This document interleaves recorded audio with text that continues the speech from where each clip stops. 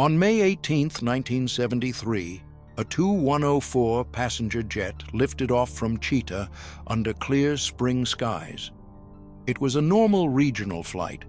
People on board were not expecting anything unusual. Some were traveling for work. Others were returning home. For most of them, it was just another short flight across the vast territory of the Soviet Union.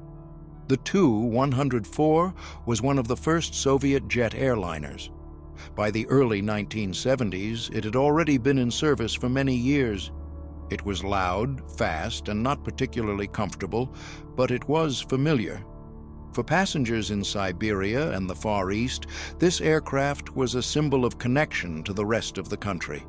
Shortly after takeoff, the aircraft climbed steadily. Air traffic control maintained contact. Nothing in the first minutes suggested danger. Then, something changed. Witnesses on the ground, workers in a remote forest area about 100 kilometers from Chita, later described a flash in the sky. Some heard a sharp, unnatural sound.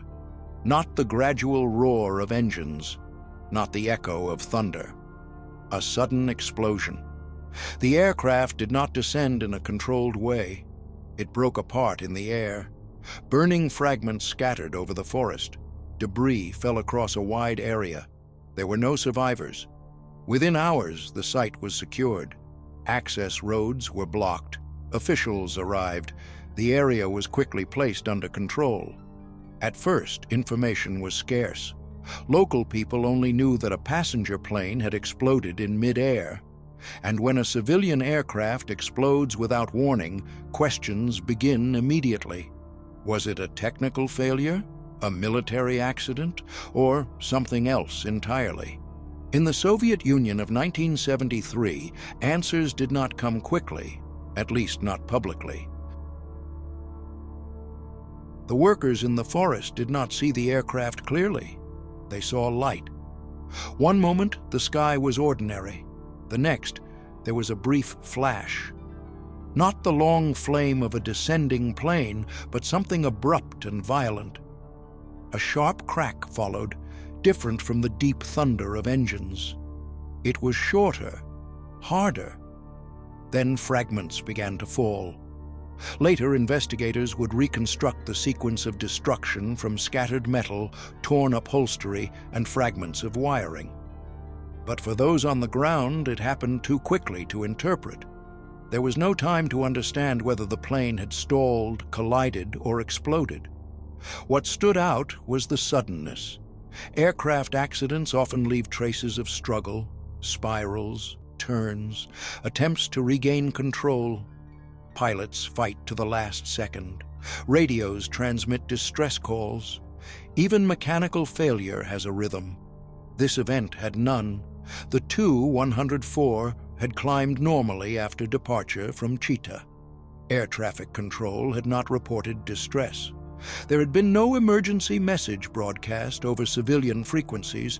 The explosion came without warning. When officials arrived at the site, they treated it as more than an ordinary crash. The perimeter expanded quickly. Uniformed personnel appeared alongside civilian investigators.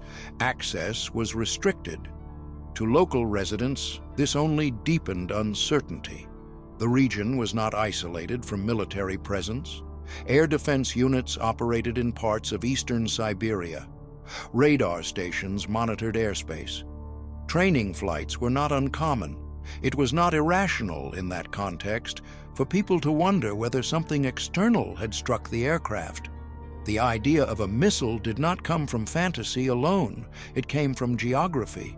A mid-air explosion, a rapid military response, limited public information. In the absence of details, a narrative forms. But inside the investigative perimeter, specialists began examining the wreckage carefully. They studied the pattern of fragmentation. They looked at the direction of metal tiers. They searched for residue that might indicate fuel ignition or external penetration. If a missile had hit the aircraft, certain signatures would be visible. shrapnel impact patterns, directional blast marks from outside inward. Instead, early evidence suggested something different. The fuselage panels were bent outward. Seat frames showed deformation consistent with internal pressure.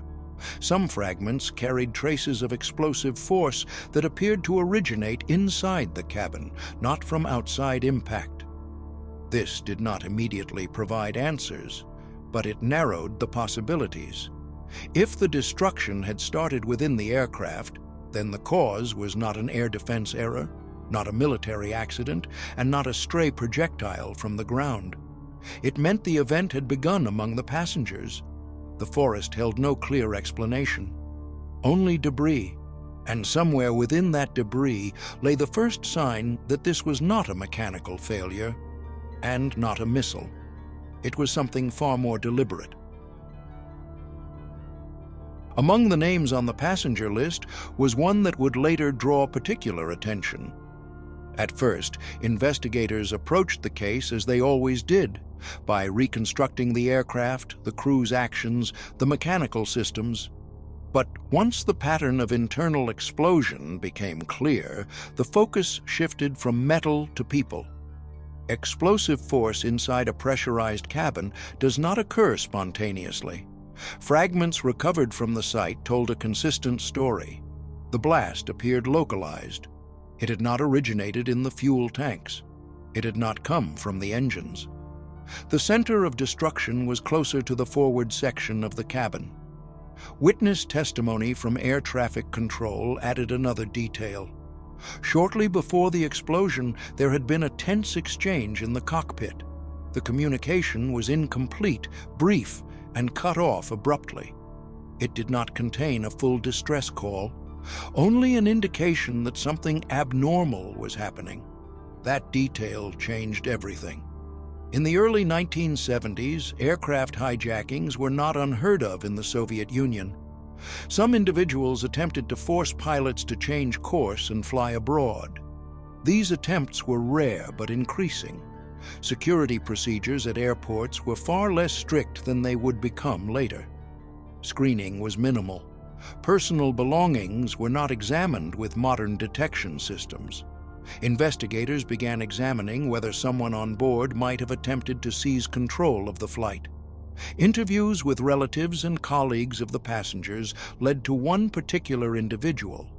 He had reportedly expressed dissatisfaction with his circumstances. There were indications he intended to leave the country. He had boarded the aircraft with luggage that had not undergone detailed inspection. What investigators eventually concluded was stark. The passenger had carried an improvised explosive device onto the aircraft. During the flight, he confronted the crew and demanded a change of route. The exact sequence inside the cabin remains partially reconstructed rather than fully recorded, but the outcome was clear. The device detonated. Whether intentionally triggered or activated during a struggle remains uncertain in official accounts. What is certain is that the explosion breached the fuselage at altitude. At cruising climb speed, the structural failure was immediate. The Tu-104, already known for sensitivity in certain flight conditions, could not survive such internal damage. The aircraft broke apart within seconds. The idea of a missile faded inside the investigation perimeter. There was no external shrapnel, no radar tracking of an incoming projectile, no military launch recorded. Instead, there was evidence of a personal act that destroyed not only the aircraft, but every life on board. This conclusion did not circulate widely at the time. Public reporting remained limited. The crash was acknowledged, but the specific cause, an onboard explosion during an attempted hijacking, was not described in detail to the general population. In a system where information was tightly managed, clarity existed within files, not headlines. The forest, once full of rumors about rockets and air defense systems, now held a different story, one about desperation, miscalculation, and irreversible consequence. But even when the official version was established internally, the silence outside allowed alternate explanations to survive. and silence, especially after an explosion in the sky, has a long memory. Once the investigation reached its internal conclusion, the case did not become public knowledge in the way such events might today. There was no press conference explaining that an attempted hijacking had ended in catastrophe. No detailed reconstruction aired for public discussion. No open debate about airport security or screening procedures. The official communication was brief and restrained. The crash was acknowledged. The loss of life was confirmed.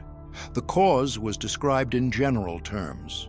Within government and aviation structures, however, the response was far more concrete. Security procedures at regional airports were reviewed. Passenger screening began to tighten gradually, though not overnight. Crew protocols for dealing with aggressive individuals were revised. The vulnerability of early jet aircraft to internal explosions was reassessed. The changes were administrative rather than public. Inside the system, the event was categorized as a criminal act leading to aviation disaster. Responsibility was assigned to the individual who had brought the explosive device aboard. The broader narrative focused on prevention rather than explanation. But beyond official circles, information gaps remained. In the region around Chita, memories of the explosion persisted without detailed clarification. People remembered the flash, the debris field, the rapid arrival of security forces, the restricted access to the crash site, and where details are missing, alternative explanations continue to exist. The missile theory did not disappear completely. It survived in conversations, passed along in fragments, reinforced by the presence of military units and the broader atmosphere of Cold War secrecy. To many, the idea that air defense systems were involved felt plausible within the geopolitical climate of the time. What made the rumors durable was not evidence, but silence. The absence of transparent explanation allowed multiple narratives to coexist. Official files contained one version. Public understanding contained another. Over time, the two drifted apart. The crash of the Tu-104 became one of several Soviet-era aviation disasters, remembered more through local recollection than through detailed national record. And yet, within aviation circles, the lesson was clear. An aircraft in flight is not only vulnerable to mechanical failure, it is vulnerable to human intention. The explosion near Chita did not expose a flaw in radar systems or military readiness. It exposed the consequences of insufficient security in an era when air travel was expanding faster than protective measures. The silence that followed was consistent with the period. The Soviet Union did not typically publicize internal acts of violence that could suggest instability. Incidents were managed, documented, and archived, but rarely examined openly. For the families of those on board, the outcome was final regardless of public detail. For the broader society, the event became something distant and partially obscured, a tragedy acknowledged but not fully explained. And in that space between fact and rumor, the story continued to evolve long after the wreckage had been cleared from the forest floor.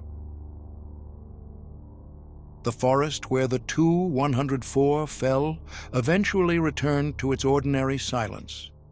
Metal was removed, reports were filed, files were archived. What remained was memory and uncertainty. Officially, the case was resolved. The explosion had originated inside the aircraft. It was the result of an attempted hijacking that ended in immediate catastrophe. There was no missile, no military interception, no radar error. And yet, the missile story did not disappear. Why? Because human memory does not rely only on documents. It relies on impressions. People remembered the flash in the sky. They remembered soldiers at the perimeter. They remembered how little was explained afterward. In an era defined by secrecy, even ordinary procedures could appear extraordinary.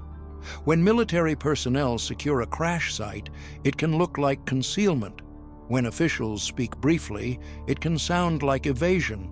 And when information is limited, imagination fills the space. The Cold War shaped perception as much as it shaped policy. The idea that a passenger plane could be destroyed by a missile felt plausible in 1973. Air defense systems were active. Military installations surrounded large portions of the country. The sky was not purely civilian. But plausibility is not proof. Decades later, technical analysis still supports the internal explosion scenario. The pattern of wreckage, the direction of metal deformation, the absence of external fragmentation.